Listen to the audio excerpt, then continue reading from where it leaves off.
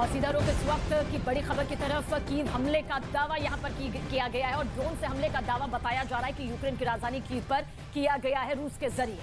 तो देखिए वहां से जो तस्वीर सामने आ रही है, ड्रोन के जरिए हमले होने के बाद यहां पर जो रिहायशी इलाके हैं उनको लगातार टारगेट किया जा रहा है रूस की तरफ से। एक बार फिर से जिस तरीके से हमने देखा कि बीते दिनों दक्षिण यूक्रेन पर वो किसी भी तरीके से कब्जा करना चाहता है और अब उसकी नजर एक बार फिर से कीव पर है।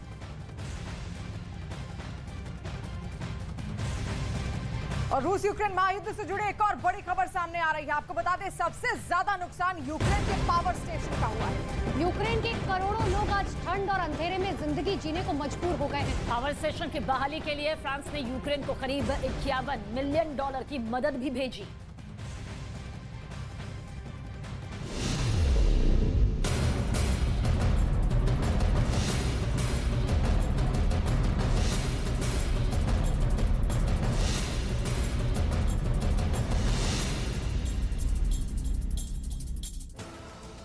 जहां तक नजर वहां तक खंडहर।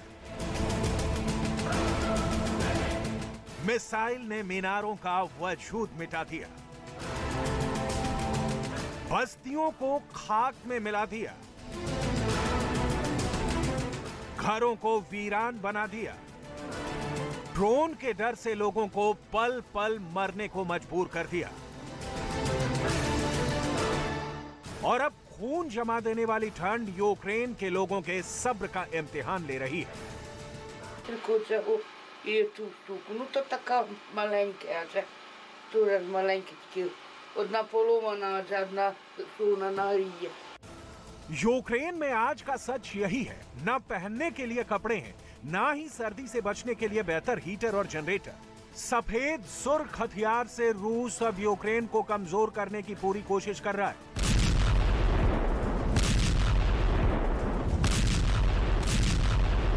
Лягаю спать по холоду. Кофта тепла, одна, друга, лапти, цей. यूक्रेन में बिजली नहीं है, पीने को पानी नहीं, रहने को छत नहीं, सर्दी से बचने के लिए हीटर नहीं, खाने के लिए अनाज नहीं, इमरजेंसी में काम आने वाली दवाएं नहीं।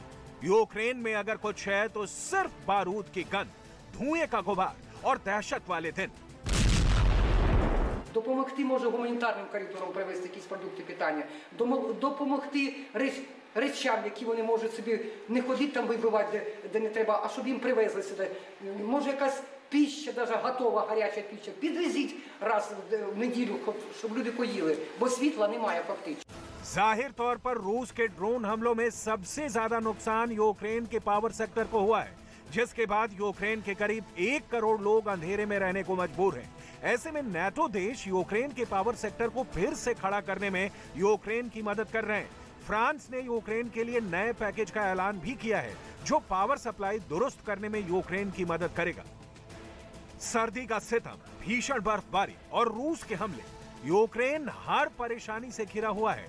बिजली घरों के तबाह होने से कई इलाके अंधेरे में डूबे हैं। यूक्रेन में बिजली की उत्पादन क्षमता को 40% से ज्यादा नुकसान पहुंचा है, जिसको जल्द से जल्द दुरुस्त करने की कोशिशें जारी हैं। तो पुतिन और ज़ेलेंस्की के बीच दुश्मनी लगातार बढ़ती जा रही है। एक तरफ मॉस्को में पुतिन की प्रेस कॉन्फ्रेंस चर्चा में है, जो खुद पुतिन ने रद्द कर दी। और आपको ये भी बता दें कि अफवाह ऐसी है कि पुतिन की तबीयत ठीक नहीं है। तो दूसरी तरफ खबर ये भी है कि यूक्रेन की फौज ने रूस के खिलाफ बड़ा प्लान बनाया है। ज़ेलेंस्की इस ऑपरेशन को खुद कमांड कर रहे हैं। चर्चा हो रही है कि यूक्रेन सीधे मॉस्को पर हमला कर सकता है।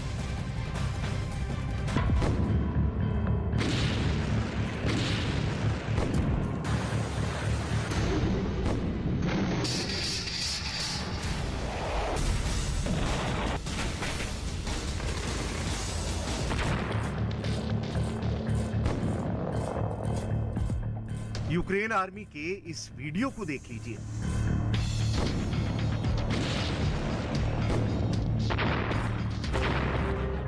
रूस यूक्रेन की जंग की मुकम्मल तस्वीर आपको दिखेगी। वो जज्बा दिखेगा, वो हौसला दिखेगा, वो दमखम दिखेगा।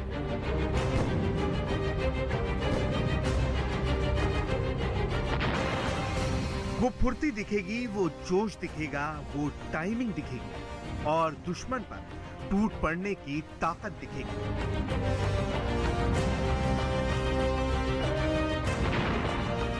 अपनी सेना के इसी शौर्य के सहारे प्रेसिडेंट ज़ेलेंस्की ने एक ऐसा टॉप का प्लान बनाया है जिसमें रूस की सेना का कीव पहुंचना तो दूर, उल्टे पुतिन का मॉस्को ही खतरे में घिर गया है।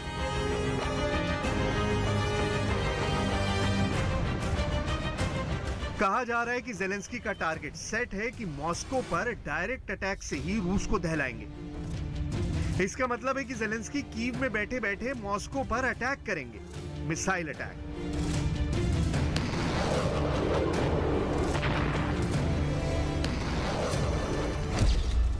कीव से मॉस्को की दूरी करीब 710 किलोमीटर है, यानी कीव से छूटने वाली मिसाइल 3 से 4 मिनट में मॉस्को पहुंचेगी और देखते ही देखते मॉस्को की चीख निकल जाएगी।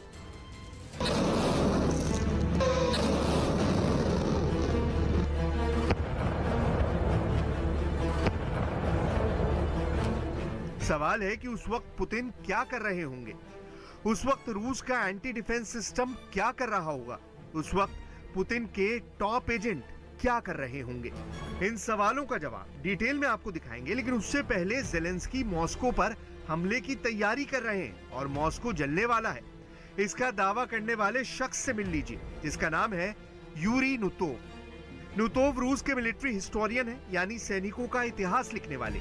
यूरी रूस के museum of air defence forces यानी एडीएफ के डायरेक्टर हैं। यूरी ने रूस के टेलीविजन शो में जो दावा किया उसकी पूरी एबीसीडी समझना बहुत जरूरी है, क्योंकि ज़ेलेंस्की का नेक्स्ट टारगेट अगर मॉस्को है तो सोचिए युद्ध किस कदर ज़ेलेंस्की वाले पलड़े की ओर झुक गया है।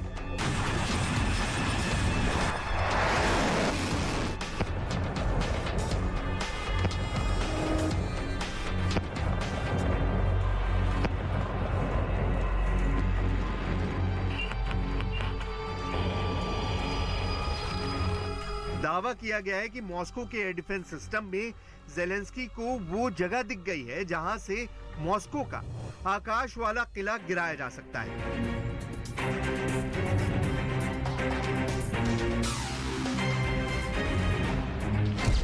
यूरी नुतोव ने दलील दी है कि इस वक्त रूस ने अपने एयर डिफेंस सिस्टम को यूक्रेन बॉर्डर पर तैनात कर दिया है। ऐसा इसलिए किया गया है ताकि जंग लड़ रहे ट्रूप्स को कवर किया जा सके।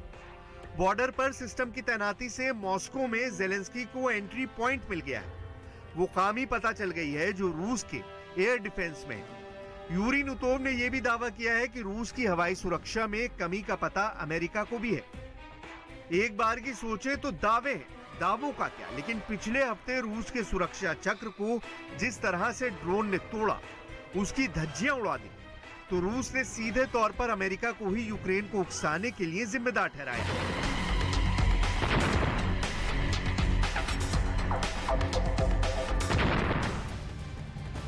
और